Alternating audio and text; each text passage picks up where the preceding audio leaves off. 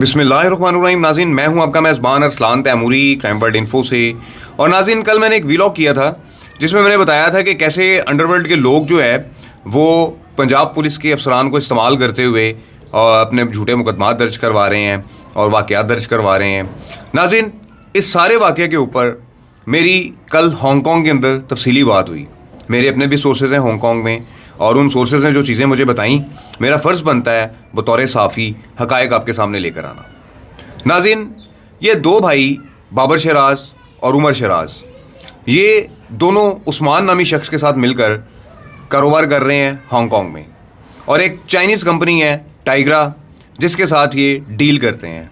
और आगे से ये जो भी उसके साथ प्रोडक्ट जो भी उससे लेते हैं, ये प्रोडक्ट एक बंगाली है, एक मलवारी है, उस शख्स को जो है वो उसकी कंपनी को जो है सप्लाई करते थे, और वो आगे चाइनीज़ के साथ पार्टनर है।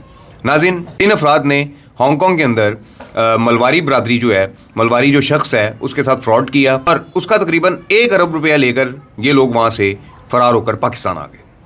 अब वो शख्स वहाँ पर मुख्तलिफ अफराद को कहता फिर रहा है कि यार मेरे पैसे इससे दिलवा दो। अब ज़राए बताते हैं कि एक होटल है वहाँ पर, बुशरा होटल, वहाँ पर इन अफराद की आपस में तलक कलामी भी हुई, और उमर शराज जो है इसको बड़ी ठीक ठाक वहाँ पर मार पड़ी दूसरी पार्टी की तरफ से जिसके इन्होंने पैसे देने थे, और ये अस्पताल भी जा पहुँचे।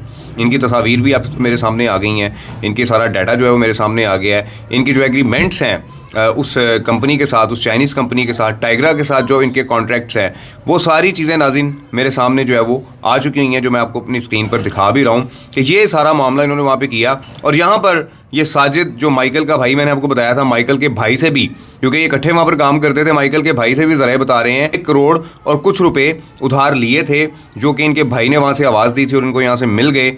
उसका मुकदमा भी नाज़रीन दर्ज हुआ, और ज़राए बताते हैं कि तफ्तीश में इस चीज़ को इन्होंने तस्लीम किया है कि ये पैसे हमने वसूल किए हैं। लेकिन अनफॉर्चुनेटली पाकिस्तान है, सुनने में आ रहा है कि मोटी रकमें दी गई हैं, मोटी रकमें, इस सारे काम के अंदर बड़ी मोटी रकमें वसूल की गई हैं कि इसको रोका जाए।